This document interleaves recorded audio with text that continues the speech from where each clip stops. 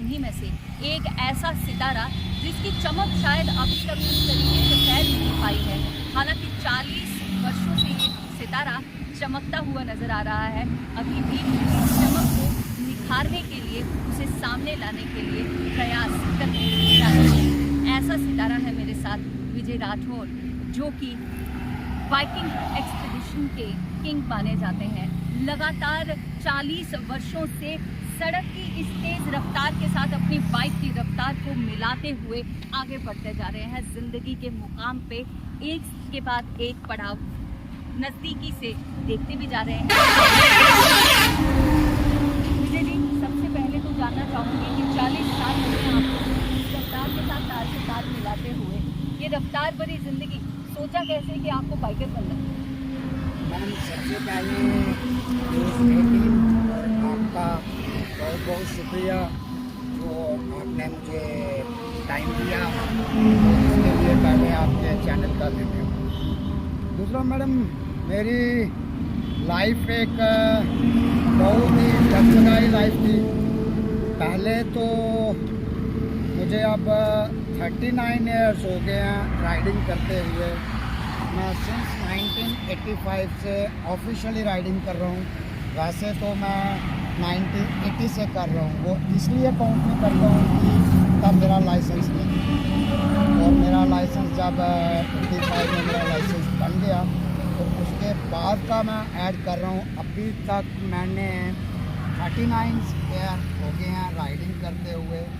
और ये जो मेरी जर्नी थी, इतनी लंबी जर्नी है, इतने शॉर्ट पीरियड में इतना कुछ बता नहीं सकता, मगर कुछ पल हैं जो मैं आपके साथ शेयर कर सकता हूँ। जी, बहुत से पल आपके ऐसे हैं जो हमारे पास इस समय लिखित रूप में भी मौजूद हैं, और हम आप सबके साथ वो सभी पल जो हैं वो धीरे धीरे कर आपके साथ शेयर करते जाएंगे।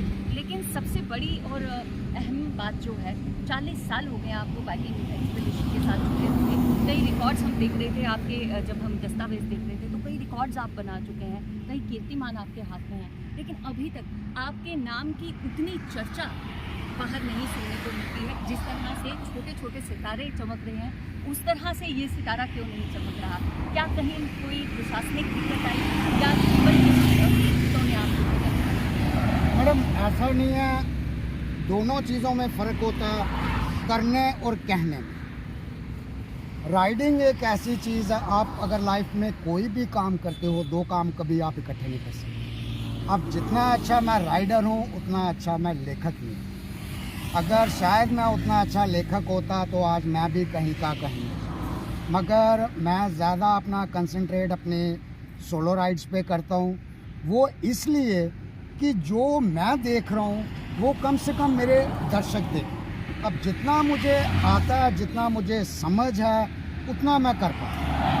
आप जिस ओर इशारा कर रहे हैं मैं समझ पा रही हूँ कि इस समय क्योंकि सोशल मीडिया का ज़माना है और लोग प्रेजेंटेशन पर बहुत ज़्यादा ध्यान देते हैं। लेकिन जिन सालों से, जिन दशकों में आपने काम किया है, जिन दशकों में आपने इन सड़कों का दामन थामा है, उस दशक में शायद प्रेजेंटेशन पर इतना ज़्यादा ध्यान नहीं दिया जाता था। लेकिन अब क्या लगता है कि आपकी रफ्तार में एक थोड़ी सी प्रेजेंटेशन की हो जाएगी?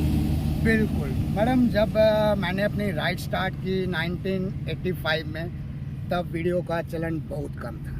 तो हम घर पे भी वीडियोस बहुत कम देखते थे, टीवी में पिक्स का रहता था। और 2010 तक बहुत कम वीडियोस होंगी मेरे पास, मगर मेरे पास क्लिप्स होंगी, पेपर कटिंग्स होंगी, जो मेरे कुछ इंटरव्यूज़ हुए हैं वो हुआ होगा।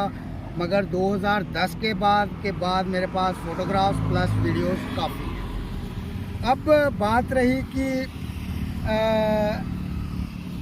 एक प्रेजेंटेशन की, मैडम मैं उसमें विश्वास नहीं करता। अगर आप आज मुझे लोग चाहते हैं, वो मेरी एक ओरिजिनल वीडियो के सहारे मुझे चाहते हैं, उसमें मेरा कोई रीटेक नहीं होता, और मैक्सिमम जितना है उतना मैं सोलो करूँ।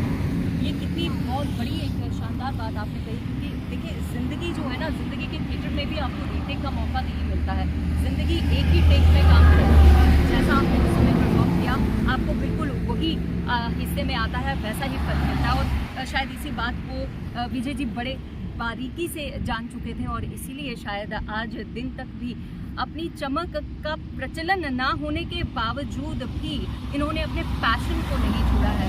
पैशनेट आप बहुत हैं, आपने लद्दाख के रोड पर बहुत सारी बाइकिंग की हुई है, उस सफ़र के बारे में ज़रूर मैडम मेरा लास्ट 39 ईयर्स राइडिंग में मेरी जो लद्दाख पार्टिसिपेशन है वो 11 टाइम।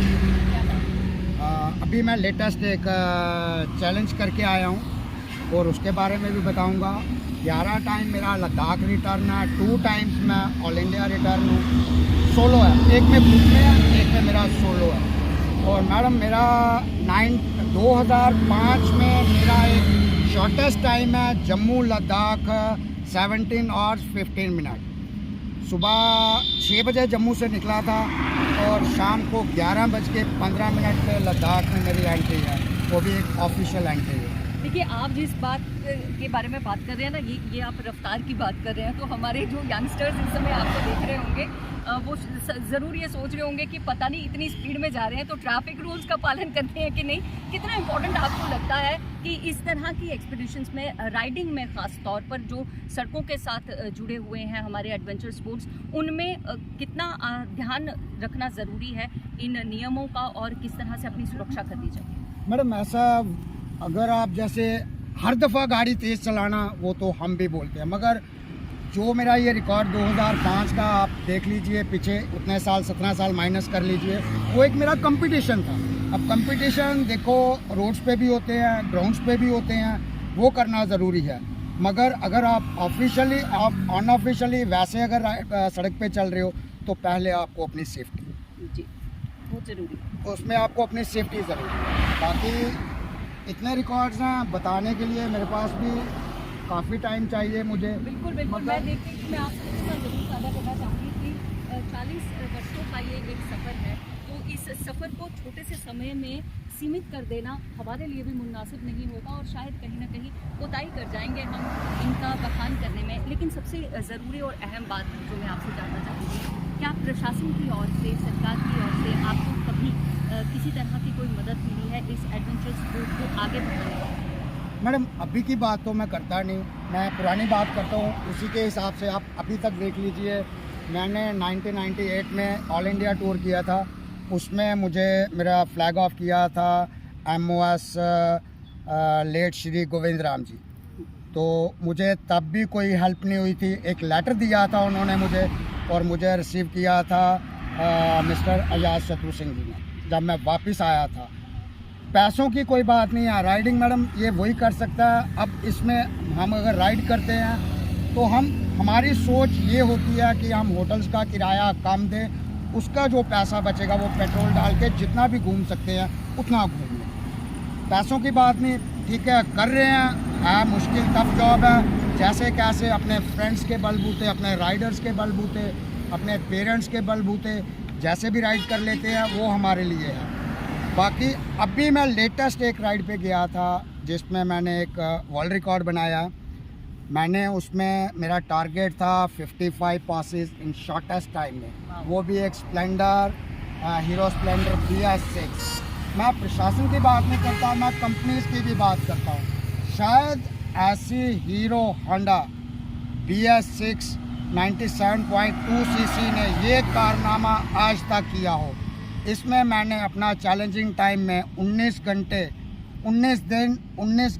5500 किलोमीटर और 56 पासेस किए हैं। इसमें मैं अपने राइडर्स पे गर्व करता हूँ जिन्होंने मुझे स्पॉन्सर किया, बहुत तरीके से हेल्प किया, पैसों से किया, रहने की किया, खाने की किया, हर तरीके से। मगर गवर्नमेंट और कंपनी का तो माल बिकता है। होंडा से मैंने बात की, होंडा ख़रीदने गया, मैंने उनको क्या बोला, मैंने उनको बोला सर मुझे वो गाड़ी बताइए जो आपकी गाड़ी बिकती नहीं है। कभी आपने सुना कोई शोरूम में नई गाड़ी खरीदने जाएगा वो ये पूछेगा, वो पूछेगा अच्छी गाड़ी कौन सी है। वो इसलिए कि मैं प्रूव करना चाहता था कि लद्दाख रीजन करना पावर नहीं है, माइंड गेम। बहुत बड़ी बात आपने कह दी विजय जी कि माइंड गेम है, it's all in your mind.